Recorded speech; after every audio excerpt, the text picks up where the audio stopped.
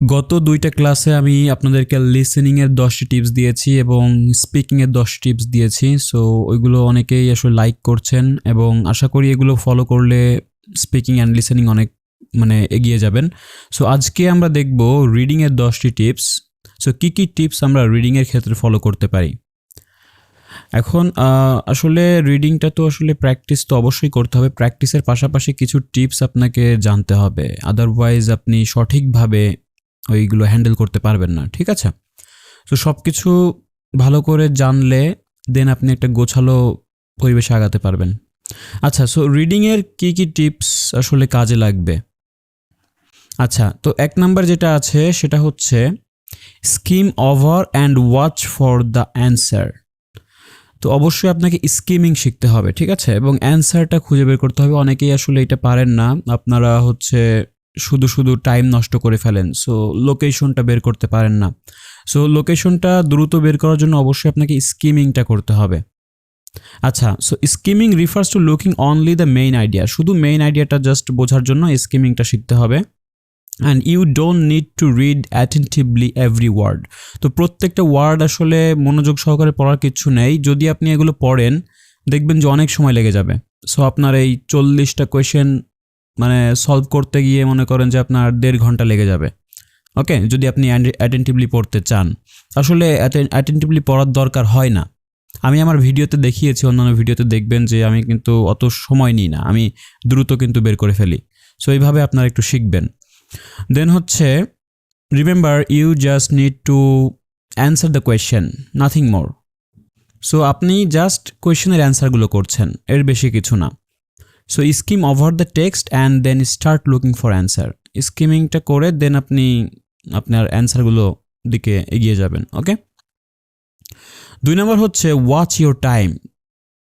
তো এখানে একটা বড় ফ্যাক্টর হচ্ছে টাইমটা, কিন্তু আমরা আসলে অনেক সময় কাউন্ট করি না, যে আসলে আমরা ভুলে যাই।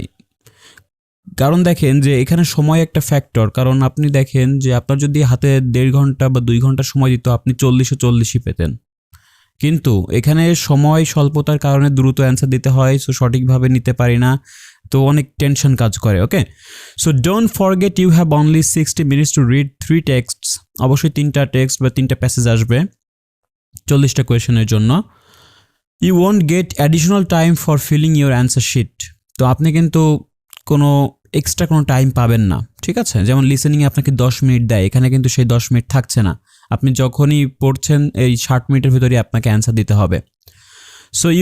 So make sure manage your time properly. এখন দেখেন বাসায় আপনি চেষ্টা করবেন হচ্ছে বাসায় যখন আপনি করবেন 50 মিনিটের ভেতরে করার চেষ্টা করবেন। কারণ রিয়েল এক্সাম যেসব হবে তখন কিন্তু হয়তো আপনার টেনশন কাজ করতে পারে, বিভিন্নভাবে সময় চলে যেতে পারে। সো বাসায় যখন করবেন 50 বা 55 মিনিটে শেষ করবেন। এখন প্রথম টেক্সটে আপনি নেবেন হচ্ছে 15 মিনিট, প্রথম প্যাসেজে। দ্বিতীয় প্যাসেজ নেবেন হচ্ছে আপনি 20 মিনিট, রিয়েল এক্সামের কথা বলছি। প্রথম প্যাসেজে আপনি নেবেন 15 মিনিট, দ্বিতীয় প্যাসেজে নেবেন হলো 20 মিনিট, এবং থার্ড প্যাসেজটা আছে সেটাতে নেবেন হচ্ছে 25 মিনিট। কারণ প্যাসেজ 3 কিন্তু one of the hardest passage among them. So এর ভেতরে যেই সব আছে, অবশ্যই থার্ড প্যাসেজটা আছে সেটা কিন্তু একটু কঠিন। সো এখানে আপনার সময় বেশি লাগবে, স্বাভাবিক। সো এইখানে আমরা এইভাবে সময়টা সেভ করব।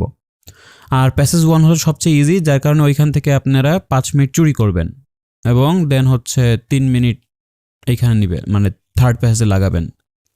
আচ্ছা, এরপর হচ্ছে 3 নম্বর হচ্ছে is your spelling correct. So এখানে অবশ্যই আপনাকে দেখতে হবে, স্পেলিং ভুল গেলে কিন্তু আপনার মার্কস কাটা যাবে। সাপোজ আপনি দেখে লিখছেন, এস বা ইএস দিতে ভুল করছেন, ছোট্ট একটা মিস্টেকস। সো এইসব মিস্টেকগুলো দেখতে হবে। সুন্দরভাবে আপনাকে স্পেলিংগুলো ধরে লিখতে হবে। আচ্ছা, তো আদারওয়াইজ দেখেন যদি আপনি আসলে করেন, ভুল করেন, you will get 0 points for the answer if it's spelled incorrectly. Okay, 4 number হচ্ছে কিপ দ্য অর্ডার। তো অর্ডার মেনটেন করতে হবে। সো যেগুলো আসলে আপনি দেখেন যে remember that the question follow the order if the text is most cases. Okay, বেশিরভাগ টেক্সট দেখবেন যে অর্ডারগুলো ফলো করছে, হচ্ছে সিরিয়াল মেনটেন করছে। সাপোজ হচ্ছে আপনার gap fill, true false not given, এগুলো দেখবেন যে আপনি 4-এর পর 5 পাবেন, 5-এর পরেই 6 পাবেন, ঠিক আছে? নট আপনাকে উল্টো দিক যেতে হবে, মানে আপনাকে উল্টো দিক যাওয়ার দরকার নেই। So the answer to question 5 will come after answer the question 4. So 4-এর পরেই কিন্তু 5 আসবে। সো এই বিষয়টা আপনাকে খেয়াল করতে হবে, অর্ডার মেইনটেইন করতে হবে। এবং দেখবেন যে আপনারা হলেও আরেকটা বিষয় কাজ করতে পারেন, অর্ডার আপনি আপনার মতো সাজাতে পারেন। যেমন আপনার যেটা ইজি মনে হয় সেই সব অ্যান্সারগুলো আগে দিবেন। সাপোজ আপনার এমসিকিউটা অনেক হার্ড লাগে, একদম শেষে দেন। লিস্ট অফ হেডিংস অনেক হার্ড লাগে, একদম শেষে দেন। আপনি দেখেন যে আগে গ্যাপ ফিল দিবেন, তারপর হলো ট্রু ফলস দিবেন। এই বিষয়গুলো যেগুলো আসলে আপনার কাছে ইজি লাগে সেগুলো আগে দিবেন। আচ্ছা, কারণ যেগুলো সিরিয়াল মেনটেন করে সেগুলোই সহজ, সেগুলো আগে দেওয়ার চেষ্টা করবেন। এরপর দেখেন আন্ডারলাইন করতে হবে, অবশ্যই আপনাকে আন্ডারলাইন করতে হবে, কারণ আপনি যখন স্কিম করছেন over the text, underline the most important phrases. So অবশ্যই আপনাকে আন্ডারলাইন করতে হবে ফ্রেজগুলো। It will help you to save some time when you will search for answer. তো এটা আসলে আপনাকে সময়টা সেভ করতে সাহায্য করবে, ওকে?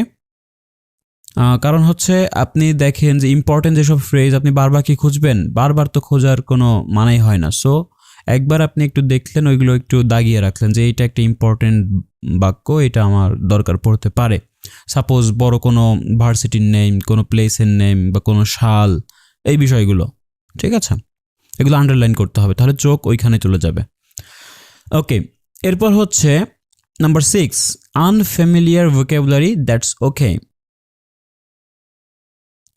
ওকে, সো দেখেন এটা আসলে আনফ্যামিলিয়ার ভোকাবুলারি অর্থে অপরিচিত যেসব ওয়ার্ড আছে সেগুলো আসতেই পারে। So do not worry if the text seems unfamiliar to you or you don't know some word.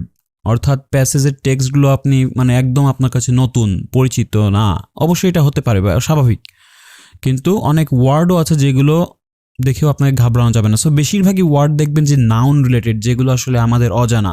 Suppose একটা রোগের নাম, আমরা কি ডক্টর? আমরা তো ডক্টর না, আমরা তো ওইগুলো জানি না, আর জেনেও কাজ নেই, ওইটা ওইভাবেই উচ্চারণ করবেন। সাপোজ একটা রোগের নাম আসছে, একটা রিসার্চ বেসড অনেক তথ্যপত্র চলে আসতেছে, যেগুলো মিনিং আপনি জানেন না, সেগুলো আপনি সেভাবেই পড়বেন। দেখবেন যে আশেপাশের ওয়ার্ডগুলো আপনি জানতে পারেন কিনা সেগুলো দেখবেন। আচ্ছা, every answer can be found in the text. প্রত্যেকটা অ্যান্সারে কিন্তু টেক্সটেই আছে, যেহেতু রিডিং এটা। So you don't need to any additional knowledge to succeed. So আপনাকে ওই বিষয়ে যে জানতে হবে, এক্সট্রা নলেজ থাকতে হবে, এমন কোনো মানে নেই। So just chill. আচ্ছা, এরপরে হচ্ছে number 7, pay attention to the details. অবশ্যই ডিটেইলসে আপনাকে একটু মনোযোগ দিতে হবে। Look through the text. Any special features such as capital letters, underlining, italic figures, graphs and tables are likely to matter. তো আসলে দেখবেন যে এখানে আসলে বড় বড় অক্ষর, আমি যেটা একটু আগে বললাম, যেমন কোনো ভার্সিটির নেম হতে পারে, কোনো প্লেসের নেম হতে পারে, বা আন্ডারলাইন কোনো তথ্য হতে পারে, বা আইটালিক ওয়ার্ড হতে পারে, যেমন একটু বাঁকা করে দেয়। তারপর হচ্ছে কোনো গ্রাফ বা টেবিল যদি থাকে, তাহলে সেগুলোর দিকে একটু ভালো করে নজর দিতে হবে, বা ডিটেলসটা একটু বুঝতে হবে। এইগুলো হলো মেইন তথ্য। আচ্ছা, তাহলে pay attention to the details.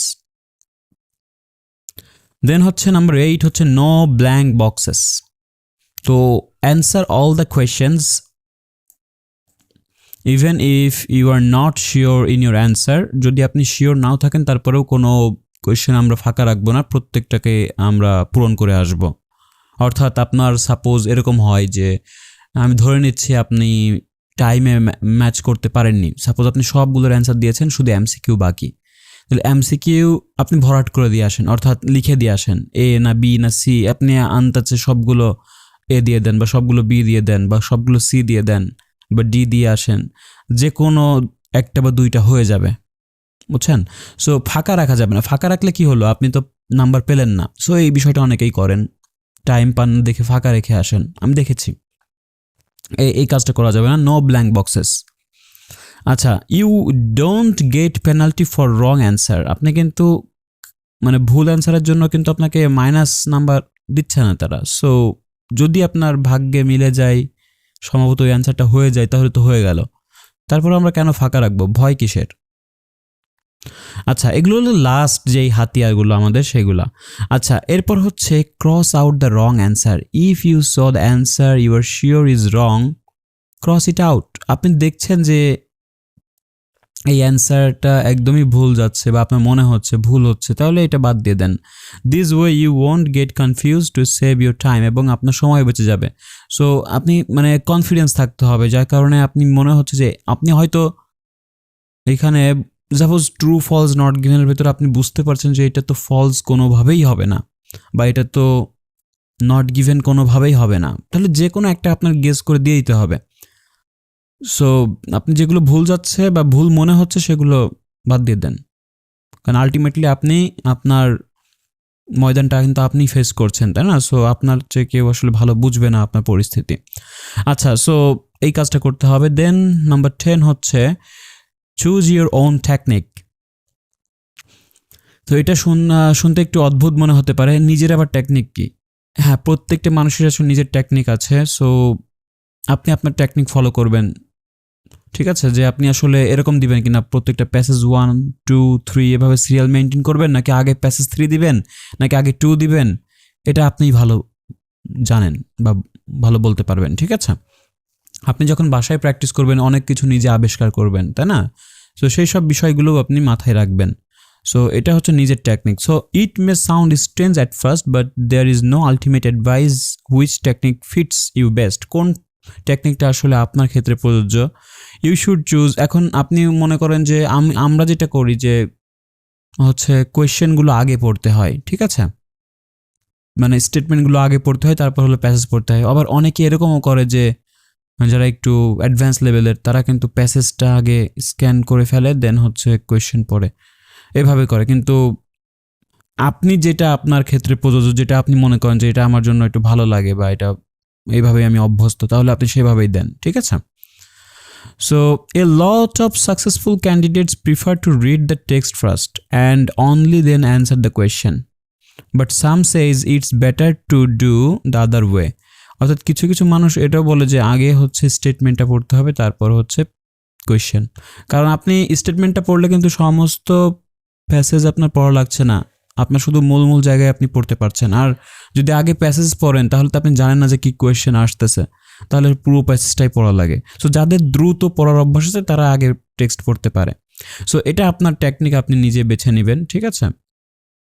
So এটাই জাস্ট বলার ছিল। যাই হোক, এখন রিডিংয়ের ক্ষেত্রে এই বিষয়গুলো হলো টিপস, বাট নট এগুলো ট্রিক্স, ঠিক আছে? সো টিপসগুলো দিলাম যাতে করে এই বিষয়গুলো মাথায় রেখে আপনারা আপনাদের প্রস্তুতি নিতে পারেন, ঠিক আছে? এবং প্রচুর মক টেস্ট দিতে হবে, ঠিক আছে? প্রচুর মক টেস্ট দিতে হবে যখন আপনি প্রস্তুত কিনা সেটা দেখার জন্য।